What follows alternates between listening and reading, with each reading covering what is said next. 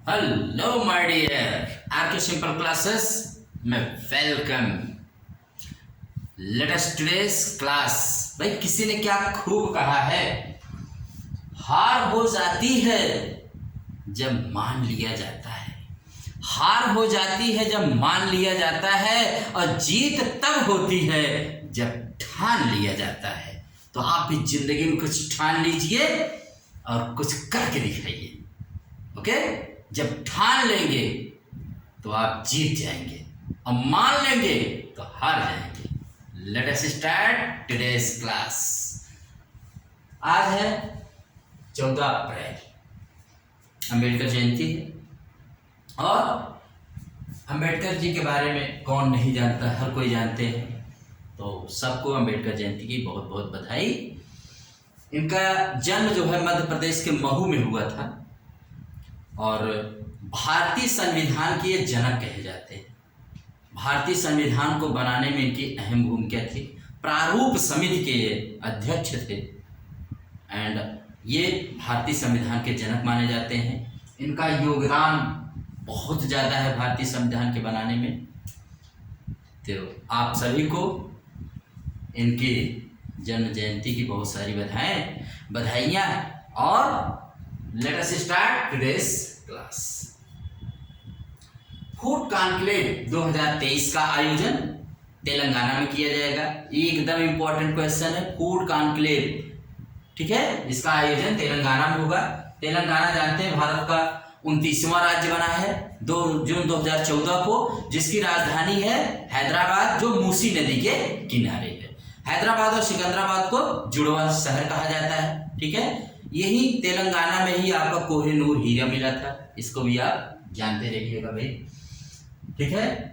के चंद्रशेखर राव यहाँ के चीफ मिनिस्टर, ठीक है। और ये आंध्र प्रदेश से निकल के बनाया गया है। कौन से राज्य से निकाल के बनाया गया है? आंध्र प्रदेश से, याद रखिएगा, वेरी वेरी इंपॉर्टेंट।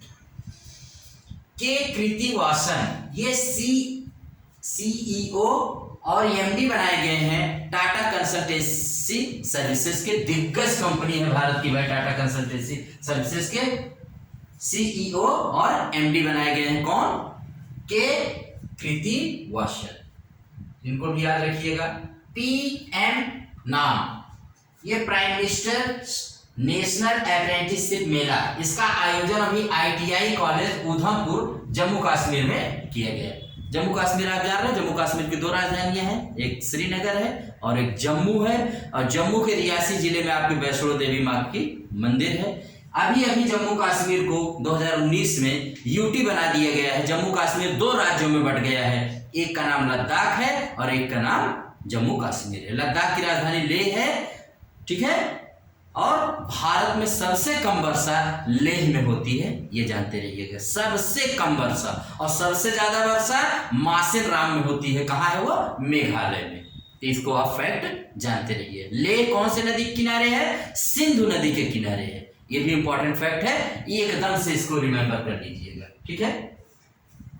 तो वहां पर नेशनल अप्रेंटिसशिप मेला का आयोजन किया गया। अंशुमान सिंघानिया ये आत्मास के चेयरमैन बना। आत्मा का एटीएमए क्या है? तो एटीएमए देख लो, ऑटोमोटिव टायर मैन्युफैक्चरर्स एसोसिएशन। पूछेगा कि अभी हाल ही में ऑटोमोटिव टायर मैन्युफैक्चरर्स एसोसिएशन, जो टायर बनाने वाली कंपनी एसोसिएशन है, उसका संघ है, उसके चेयरमैन माने अध्यक्ष किसको बनाया गया है? तो याद रखिएगा अंशुमान सिंघानिया को। विशाल के एनपीसीआई के सीटीओ बनाए गए हैं। सीटीओ क्या होता है? चीफ टेक्नोलॉजी ऑफिसर होते हैं। एनपीसीआई क्या है भाई? National payment corporation of India. National payments corporation of India, यही है जो हमारा आपका पेमेंट, ऑनलाइन पेमेंट हम आप करते हैं, कोई भी पेमेंट आप करते हैं तो यही सबको रेगुलेट करता है एनपीसीआई। तो आप जानते रहिए इसके कौन सीटीओ बनाए गए हैं भाई? विशाल के, ठीक है। साइन SAI, इसने खेलो इंडिया गेम्स प्रमाण पत्रों को डिजी लॉकर के साथ एकीकृत किया है। तो क्या है खेलो इंडिया गेम्स प्रमाण पत्र? ये खेलो जिसमें हमारे भारत के खिलाड़ी भाग लेते हैं खेलो इंडिया गेम्स प्रमाण पत्र में, उसका प्रमाण पत्र डिजी लॉकर एक प्रकार का भंडारण होता है। आप उसमें ये अपने सारे प्रमाण पत्र रख सकते हो, कहीं भी इसको दिखा सकते हैं, कुछ भी ये कर सकते हैं। ये आसानी के लिए किया गया है। ये हमारे आपकी डिजिटली हम आप अपनी सारी मार्कशीट, सारे जितने भी प्रमाण पत्र हैं, सारी चीजें हम चाहे तो डिजी लॉकर में रख करके, ना हमको ले जाने की दिक्कत होती है, ना कोई प्रॉब्लम है। कहीं पर भी आप किसी भी अपने मोबाइल से भी दिखा सकते हैं, कंप्यूटर में भी कहीं शो कर सकते हैं। आप बस अपना वो दे दीजिए और डिजी लॉकर ओपन करके आप कहीं भी अपना सारा करा सकते हैं। तो इसमें खेलो इंडिया गेम्स प्रमाण पत्रों को साई क्या है? स्पोर्ट्स अथॉरिटी ऑफ इंडिया, इसको कहते हैं खेल प्राधिकरण, ठीक है। ये भारतीय खेल प्राधिकरण इसको कहते हैं, भारतीय खेल प्राधिकरण, और इंग्लिश में कहते हैं Sai, SAI, sports authority of India.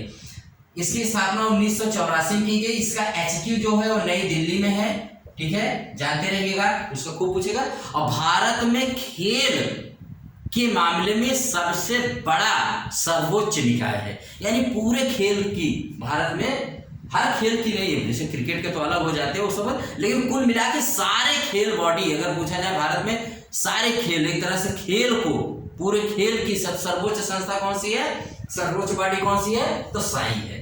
किस मंत्रालय के अंतर्गत आती थी? युवा मामले और खेल मंत्रालय, जो हमारे मंत्री अनुराग जी हैं, तो उस मंत्रालय के अधीन ये कार्य करता है। इसका उद्देश्य क्या है? खेलों के माध्यम से हमारे एथलीट खूब आगे निकले, भारत का खूब नाम रोशन हो, प्रतिभावान खिलाड़ियों को चुनना, ट्रेनिंग देना, उनके विकास में सारे चीज करना किसकी जिम्मेदारी होती है भाई? साई की होती है, SAI, sports authority of India. Hindi में कहेंगे खेल प्राधिकरण, भारतीय खेल प्राधिकरण। और इसका मुख्यालय मैंने बता दिया नई दिल्ली में, ठीक है। अब मैंने जैसे कि कल कहा था, हमारे विदेश मंत्री 10 से 15 अप्रैल तक कहां पर हैं भाई? विदेश में हैं। विदेश मंत्री जी विदेश में हैं, S जयशंकर जी। और कौन से 2 देशों पे? मोजाम्बिक और कहां पर? मोजाम्बिक और युगांडा। युगांडा के बारे में हमने कल देख लिया था।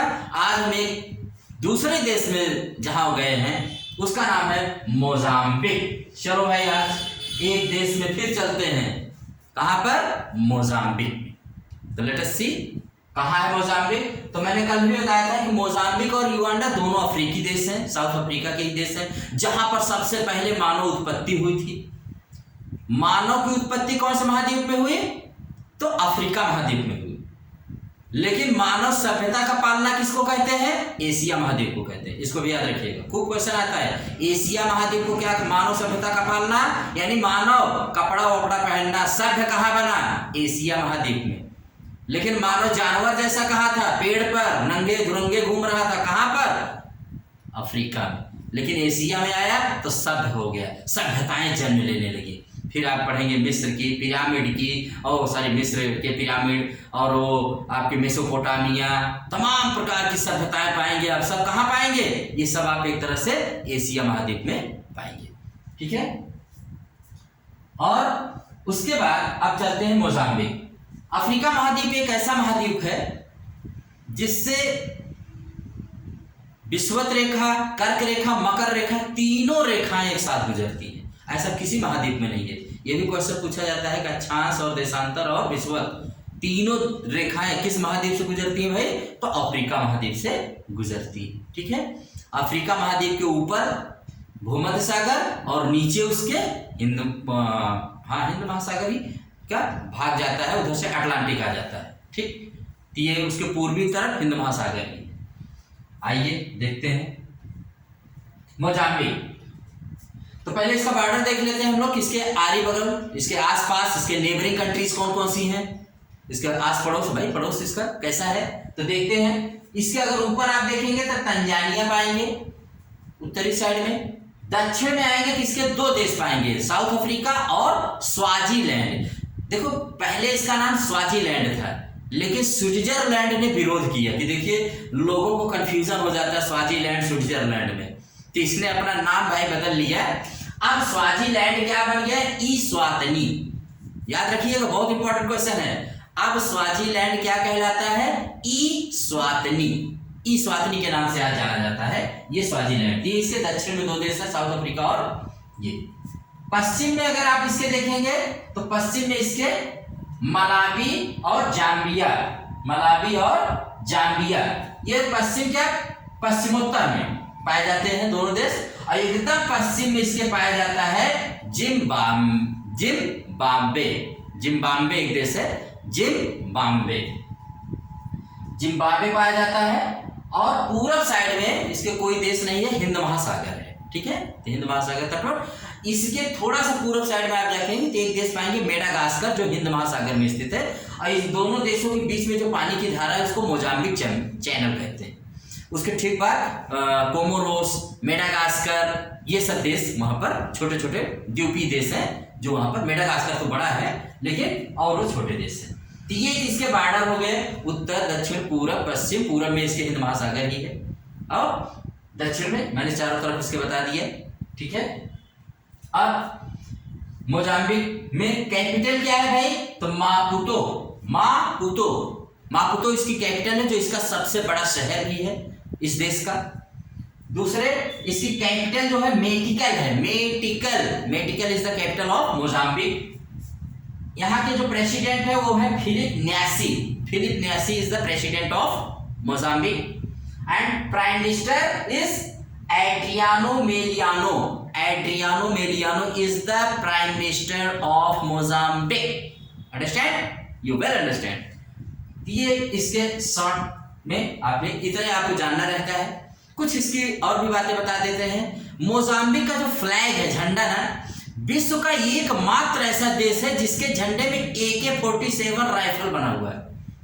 बताइए, मोजाम्बिक एकमात्र ऐसा झंडा है, फ्लैग है ऐसे देश का जिसमें AK-47 राइफल है। और वहां की जो पुलिस फोर्स होती है उसका मेन हथियार भी AK-47 है। तो बताइए, ऐसे भी देश हैं जो अपने झंडे में ही AK-47 क्या है, एक राइफल है, ऑटोमेटिक राइफल है, दुनिया की सबसे मशहूर राइफल, जिसको रूस ने डेवलप किया था, रूस ने बनाया था। इसका नाम AK-47 क्यों पड़ा, क्योंकि इसकी खोज जो थी ना 1947 में की गई थी, तो 19 गायब करके 47 रख दिया गया। तो AK-47 ये रूस का हथियार है। उसको रूस ने इतना पैसा कमाया इसको बेचकर कि आज तक, अब तो इसका नया वर्जन AK-203 आ गया है, लेकिन आज भी AK-47 अपने आप में बहुत नंबर 1 का ब्रांड है। एक राइफल ऐसा है जो पूरी दुनिया में बहुत मशहूर है। तो जानते रहिएगा, कहा किसने बनाया था, तो किसने बनाया था भाई, जानते रहिएगा, रूस ने इसको डेवलप किया था। ठीक, ये इनके बारे में हो गई। और यहाँ पर एक ऐसा देश है कि जहाँ पर बताते हैं कि ऐसा मीडिया बताया जाता है कि यहाँ पर कोई जमीन वमीन नहीं खरीद सकता है। कहाँ, मोजाम्बिक में, क्योंकि सारी जमीन वहाँ सरकार की होती है, सिर्फ आप खेती कर सकते हैं, मकान वो अपने हिसाब से बनाते हैं जिसमें लोग रहते हैं। मतलब आप जैसे और देशों में जमीन खरीद के मकान बनाइए, सब बनाइए, नहीं, ऐसा कुछ नहीं है। वहाँ पर जमीन खरीदना और बेचना ये सब संभव नहीं हो पाता, बड़ा मुश्किल है। ठीक है, अब तो इसके बारे में और जान लीजिए भाई थोड़ा सा। ये भी देश गुलाम था, किसका गुलाम था, पुर्तगाल का गुलाम था। इसको पुर्तगाल से स्वतंत्रता मिली, मोजाम्बिक को। ठीक है, और इसका वर्तमान संविधान जो है, इसमें एक बार 1977 से 1992 तक इसमें बड़ा गृह युद्ध, सिविल वार चला इस देश में। और ये देश आजाद कब हुआ था, तो 25 जून 1975 को पुर्तगाल से इसको स्वतंत्रता मिली। यहाँ की मुख्य भाषा पुर्तगाली ही है, जानते रहिएगा। और भाषाओं में मखुआ, सेना, सोंगा और लोम्बे, चंगाना, ये सब क्षेत्रीय भाषा है, लेकिन मुख्य भाषा पुर्तगाली ही है यहाँ पर। ठीक है, और ये बड़ा ही गरीब देश है, बहुत ही गरीब देशों में इसकी गणना की जाती है। किसकी, मोजाम्बिक की। लेकिन फ्लैग पे क्या बनवाया है भाई, फ्लैग पे बनवाया AK-47, जानते रहिएगा, एकमात्र ऐसा देश है। ठीक है, और यहाँ पर सबसे ज्यादा ईसाई लोग रहते हैं, ईसाई ज्यादा हैं। उसके बाद दूसरे को पारंपरिक लोग को मानने वाले हैं, फिर उसके बाद इस्लाम धर्म को मानने वाले हैं। हाँ, एक चीज यहाँ पर और थोड़ा सा इसके बारे में जान लीजिएगा कि इसका जो वर्तमान संविधान है अभी 21 दिसंबर 2004 से लागू है। ठीक है, तो मोजाम्बिक की यात्रा हमारी हो गई, विदेश मंत्री जी वहां पर हैं। ये 2 देश, फिर किसी देश में जाएंगे तो फिर जाया जाएगा, और नहीं तो हम अपने आप से आपको पूरी दुनिया भ्रमण करा देंगे ऐसे ही देशों के बारे में बता करके। एक बात और, सऊदी अरब एक ऐसा देश है जिसके झंडे पर लिखा हुआ है कुछ, वो भी एक अपने आप में यूनिक मतलब झंडा है उसका भी। उसके झंडे में कुछ अरबी भाषा में कुछ लिखा गया है, वो अपनी भाषा में लिखे गए हैं, तो ये भी आप जानते रहिएगा। ठीक है, आज के लिए आपकी सिंपल क्लासेस यहीं तक है, फिर आपको फिर बताएंगे। तब तक आप वही फिर से गुनगुना लीजिए। क्या गुनगुनाना है भाई? कि हार हो जाती है जब मान लिया जाता है, और जीत होती है जब ठान लिया जाता है। तो आप ठान लीजिए, अपनी जॉब ले लीजिए। बस यही मेरी वेल विशेज है आपके लिए। आपके सिंपल क्लासेस को लाइक, सब्सक्राइब और अगर हो सके तो शेयर भी करिए, क्योंकि मैं देख रहा हूँ कि देखने वाले बहुत हैं, सब्सक्राइब करने वाले बहुत कम हैं। लेकिन कोई बात नहीं है, कोई ज़्यादा फर्क मेरे ऊपर नहीं पड़ने वाला है इससे, लेकिन अगर कर देते हैं तो थोड़ा उत्साह बढ़ जाता है। Okay, thank you very much.